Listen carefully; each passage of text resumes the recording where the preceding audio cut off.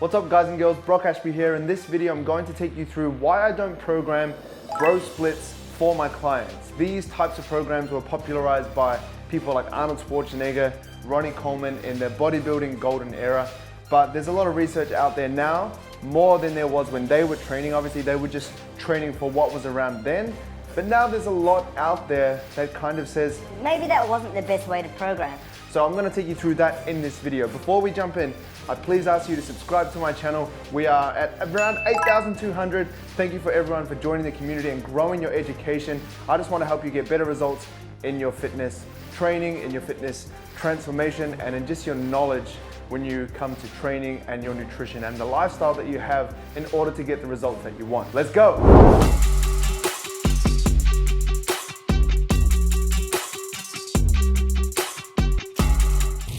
I'm going to stand to the side of the whiteboard here so you can see the programs that I've put on here. So I have the bro split on one side of the whiteboard, and I also have, I've just called it the Brock split, but this is just a different way of training and the way that I like to program my clients. So I've got a men's program, I've got a female program, I've done both sides over here, and then I also have a description as to why I kind of wouldn't really program bro splits anymore and why I would program this way, the Brock split way. So I'm going to run through the male bro split program and then the other male program, the female bro split program, the other program, and then I'm going to explain what the differences are. So for the male bro split program, this is just like a general program. We're going 5 days a week, 2 rest days, which is a recommendation that I usually give to people for a place to start. Obviously, if you can't commit to that much, do 3 days, do 4 days, but I like a 5-day split with 2 days off. So for the male bro split program, we are kicking off with a chest day on Monday, a back day on Tuesday, a leg day on Wednesday, rest day Thursday.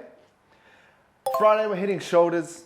Saturday, we're hitting arms. And then Sunday, we're hitting a rest day. This is a pretty typical program that dudes will train. If you follow bodybuilding.com forums or Simply Shredded forums like I used to when I was younger, this is often what's pushed. You read the interviews of the people. I used to love Lazar Angelov. I wanted to look like him when I was growing up. And I looked at his program and it was very similar to this kind of bro split training program, right? Now, with that in mind, let's look at what I would do for a male 5-split program. This is just one option of program. This is not the golden program that you have to do. This is just another option, okay? So Monday, a push day. A push day is chest, shoulders, and triceps. These are muscles that you push with. Tuesday, a pull day. So that's back and biceps. So back can be vertical pull, it can be horizontal pull. So just any kind of back movement. So that's lat movement or row movement like pull downs and rows, and biceps, because they are all incorporated in these movements, okay? And then Wednesday, I would do a lower body day. So that's not just a quads day, that's not just a glute day, that's training the entire legs. And then Thursday would have off, Friday, an upper day, and then Saturday, another lower body day, and then Sunday, I'll take a rest day. Okay, so we still have 2 rest days and 5 working out days. So now let's go to the female bro split program. We have glutes and hamstrings on one day, on Monday, then we have shoulders, and then we have quads on Wednesday. Thursday, we have a rest day. Friday, we have back day. Saturday, arms day. Sunday, rest day, right? That's your 7-day split. Now let's look at how I would program my female clients, or one option of programming the female client. Monday, a lower push day. So that's your lower body pushing muscles. So you have your quads and your calves. So instead of just doing your entire legs, like your quads, your glutes, your hamstrings, your adductors, you know, your entire legs, we're just focusing on the pushing muscles of legs. We can still bias things. So for example, like a squat. A squat is a pushing exercise for your lower body because you're pushing up with your quads, your calves are involved too. But there are ways that we can do a squat, which is still a push movement, but we can do it differently to bias the glutes more, because that's often what females want to focus on. They want a bigger booty, right? I'm not trying to stereotype, but that's what a lot of girls want to focus on. So instead of just doing a normal squat, we could do a low bar squat where we get the butt back a bit more, get a bit more hip extension, and we can get more glutes. So just because we're doing a push day doesn't mean we're just doing quads, like leg extensions and trying to get jacked quads. We can do push exercises, but bias them towards the glutes if we want, which is something that I do when I'm programming. Tuesday, we have an upper body day. Once again, it's not just a push day or a pull day. We're not just doing chest all day. We're not just doing back all day. We're doing the entire upper body. So we could do a chest movement, a shoulder movement. We could do a pull down or like a vertical pull movement, so lat exercise. We could do a mid back or upper back exercise, and then we could throw in arms in there as well. So we're doing the entire upper body. It's not just doing a specific movement. Then on Wednesday, we'd have a lower pull day. So these are the muscles that we would do when we're pulling with our lower body. So for example, deadlifts are a great one because we are pulling up. We're using our hamstrings and our glutes. So we could also do hip thrusts and things like that as well. Then Thursday, rest day. Friday, we have an upper day. And then Saturday, we would have a lower day. So this is not a lower push or a lower pull. This is an entire lower body day. So using the entire muscle groups there. And then we would have that final rest day on Sunday. So that's an overview of the programs. As you can see, the bro split is focused on mainly one body part per workout session. And in the way that I like to train, we have a higher frequency of training. So instead of just training one muscle group, completely obliterating it one day, what we do is we actually spread it out throughout the day. Let's look at it like flossing your teeth. Instead of flossing your teeth for one day for an hour, what you can do, floss your teeth every day for 7 to 8 minutes. And you're going to floss for the same amount of time, but you're going to get better results. That's the way I like to look at my programming. Instead of just smashing it all out in one day, we can train at a higher intensity throughout the entire week. First of all, if we look at the programs, they're not very balanced. If we look at the male program, we have 4 upper body days and 1 lower body day. If we look at the way that I like to program, we have 3 upper body days and 2 lower body days. So it's much more balanced. It's still biased towards the upper body. However, we have 2 days to hit the legs instead of cramming it in one session. So that could mean your leg session, if you're doing the bro split, is just super long and super tiring, and it can even get boring as you start to fatigue because you're like completely smashed, you can't keep up. If you divide that into 2 days, you can get better results because your intensity or your energy levels are going to be higher to actually smash your legs. So I think for lower body, even though that's often not the focus with male training and male physique training, we generally bias towards the upper body. We're going to get better results with our legs training this way, in my opinion. Over here, we have 3 upper body days and 2 lower body days. That's not really the focus with bikini training or female physique training. They often want to focus on their lower body more, hitting their glutes, hitting their quads, hitting the inner thigh, the adductors. That's often the focus. Upper body is still a focus of the females, but it's often not the priority. So I find that balance is not in line with what they want to focus on. However, over here, we have 3 lower body days and 2 upper body days, which I believe is a much better balance for their general goals. As you can see in the bro split, we're just hitting chest. But over here, in the way that I like to program, we have chest, shoulders, and triceps. So it's similar, but we're adding in extra shoulder, or not extra, but we're like substituting in shoulder and tricep movements. And these push muscles are often in similar exercises, so that ties in really well. On Tuesday, we have back. So just a full back day, which is going to be pretty similar to this day, except we're adding in biceps here instead of just leaving them all to one day and frying our arms on that last day.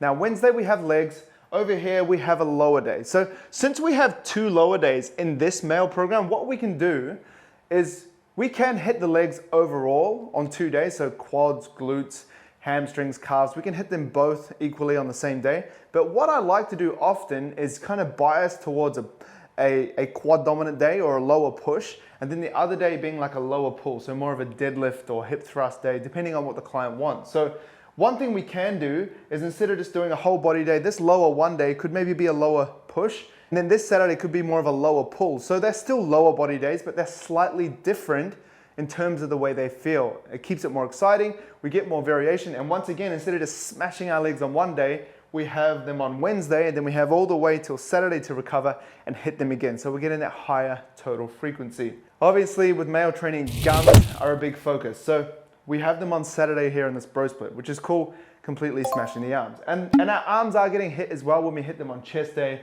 and back day and shoulder day. We're still hitting arms, but we just have a direct day, right? But over here, we're doing arms 3 times a week. We're doing arms on the push day because they're triceps. On the pull day, we're doing biceps. So we're hitting arms here. And then on this final upper day, which is hitting everything. So we do a chest exercise, back exercise, shoulder exercise, and maybe a different back exercise or a rear delt exercise, something like that. Then we'd put in arms at the end as well. So we're hitting arms 3 times a week. Once again, we're getting similar training volume as the bro split, but over here, we're going to have higher levels of energy because we're able to hit them on different days and recover. So we hit triceps on Monday, and then we're hitting them again on Friday. So they will be recovered to smash it again.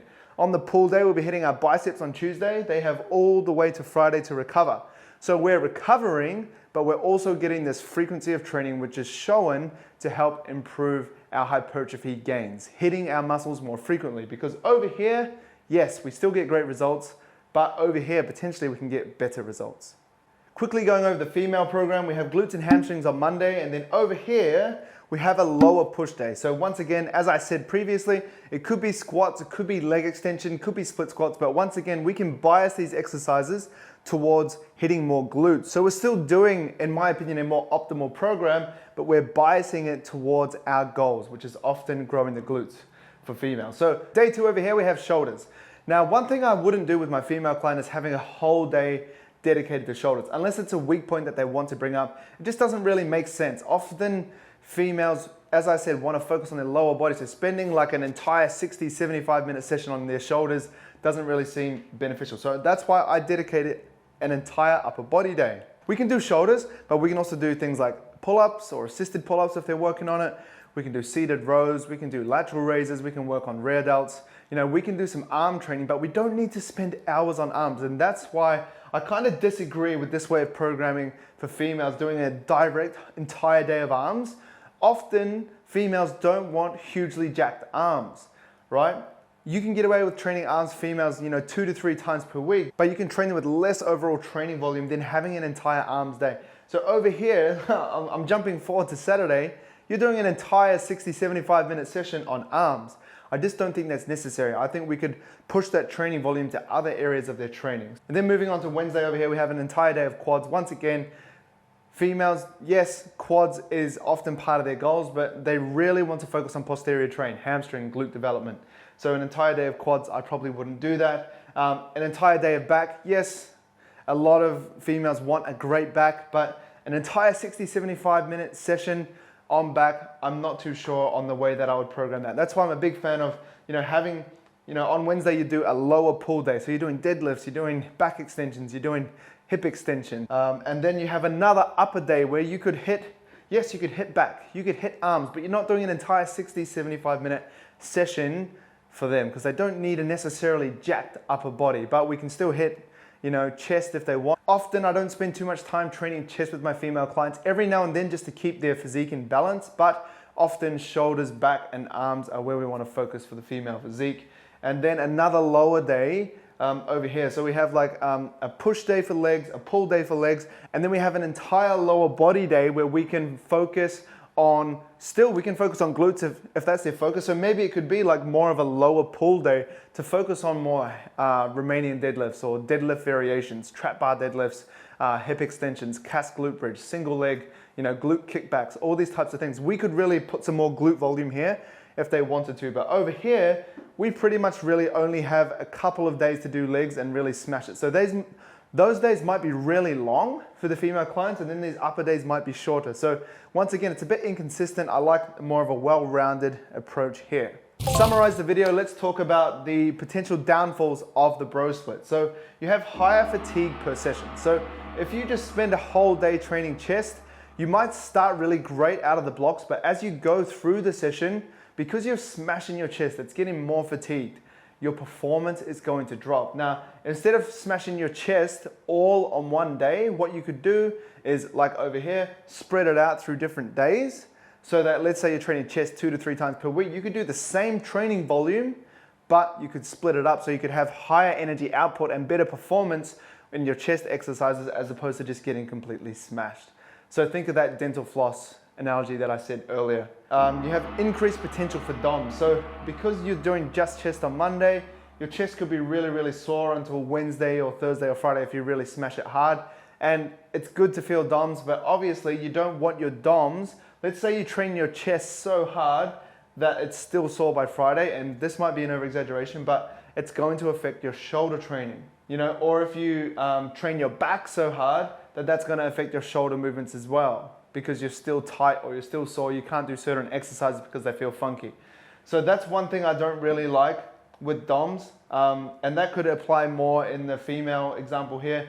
Training glutes and hamstrings, they could be really cooked because you absolutely obliterated your glutes and your hamstrings, that when you do the quads day, even though you're not training the same muscles, they're still involved. Glutes and hamstrings are still involved in quad exercises. If you're doing a squat, your glutes and your hamstrings are still involved even though it's a quad exercise. So you might get too much DOMs that you can't actually perform to your potential. So yes, DOMs can be good sometimes. They can be a sign that you're smashing the target muscle well, but if you have too much, you're not going to perform as well as you could. Decreased potential performance. You know, I talked about that before. As you train chest, you know, the volume, you know, your potential performance could drop, and you could be stronger by training it later on, you know, that other half of the session later on in the week. But also strength. So if you're doing an entire chest day and you're in a strength block, let's say you do heavy bench and then you want to do heavy incline, because you smash yourself on heavy bench, your heavy incline is not going to be as heavy as you could have done. But if you had, you know, flat bench heavy on Monday, and then on Friday you had incline bench heavy, you'd be able to push much heavier weight because you're recovered and you're more fresh. And then the last point here, decreased coordination or stabilization. So this is just a minor point, but you know, as you're doing the chest exercises and you're completely fatigued, all the stabilizers around chest exercises like rotator cuffs, like your shoulder exercises that are involved in pushing, pressing, and even in flies, they could fatigue as well. So when you get to those last final exercises, you could be increasingly shaky, which would make it harder to lift more weight. Because the more unstable you are, the less weight you can lift. So these are the potential downfalls of the bro split. Let's look at the upsides of training this way, like the Brock split, or let's just say higher frequency training. You can have an increased quality of training, and that comes down to that same example with chest getting completely sore. If you did chest on Monday and then on Friday, and you did the same amount of training volume, you're going to be more fresh on that Friday to push more weight and potentially get more training volume because you feel fresher. That's the increased quality of training you'll get. So you'll get heavier weights and you might be able to do more training volume or better quality reps as well, less kind of shaky. Decreased fatigue per muscle group, so that's pretty much what we just covered. Increased potential performance, so going back to that example, if we're doing a strength-based program, instead of just hitting all the heavy chest exercises on Monday, if we did it here, let's say, Monday and then Friday, that's when we could do 2 different strength sessions for chest, let's say, and then we're going to get better strength results. So we're going to get stronger training our muscles more frequently in this example. Lastly, this way you have increased programming options. So if you're just hitting one muscle group, like I said, for strength training, it's really limited because you can only really do 1 to 2 heavy chest exercises. But over here, instead of doing a push and a pull and then an upper, what I could do is like upper, lower, upper, lower, upper. So I had 3 upper days. I could do heavy chest on Monday, you know, heavy shoulders on Wednesday, and then heavy back on Friday. So I'm training, you know, different heavy sessions throughout the week. And then I can train chest 3 times a week. If I had 3 upper days, essentially I could hit every muscle group 3 times per week. So I could do chest Monday, Wednesday, Friday. Shoulders, Monday, Wednesday, Friday. Back, Monday, Wednesday, Friday. Biceps, Monday, Wednesday, Friday. Triceps, Monday, Wednesday, Friday. You get the point. I can do 1 exercise per muscle group every single week. So an upper day could look like bench press, pull-ups, lateral raises, seated row. That's like all the 4 upper body movements covered. Then I could do tricep dips, biceps, and then maybe I'll do abs at the end. But that's 6 exercises done in that upper day. And then on Wednesday, I could just do a bunch of different exercises for that same muscle group. So instead of doing bench press, you know, I could do incline dumbbell chest press. Instead of doing pull-ups, I could do lat pull down. Instead of doing lateral raises, I could do a dumbbell overhead press. Instead of doing a seated row, I could do a 1-arm dumbbell row, or I could do an inverted row. And then instead of tricep dips, I could do a tricep push down. Instead of doing bicep curls, I could do a incline dumbbell hammer curl, so I'm twisting. And then I could do a different ab exercise. So you get more variation this way. So this is just another way to train. To conclude this video, I'm not saying don't do the bro split. I'm saying that there may be better ways to train. If you're doing this way and you've hit a plateau or you're not getting the results you want, maybe you can get better results by hitting your muscle groups more frequently using this way. This isn't the Brock split. I didn't invent this. I literally just put that up there just for a bit of a laugh. But this is just higher frequency training. So if you wanted to try and train like this, you can use my programs at teambrockashby.com, or you can try and do it yourself. Like, one thing I will say, programming is an art. So if you are writing your own programs and you're not getting the results, I would recommend getting a coach, and whether that's me or someone else, it's often better to have someone write the programs for you because A, they might have more knowledge, but B, often they'll program the things you need to get better at, which you try and avoid when you write your own programs, and I'm guilty of that myself. Well, thanks very much for watching, guys. I really appreciate you jumping on here and watching this. I hope it helps you with your transformation, with your programming, with your working out, with your ability to build muscle or drop body fat or maintain muscle mass, whatever your goal is. I just hope that my videos help you get better results. That's my goal on here. Guys, please subscribe to my channel. I appreciate your support. I appreciate the likes, the comments that you all give, and I'll see you in the next video. Let's go.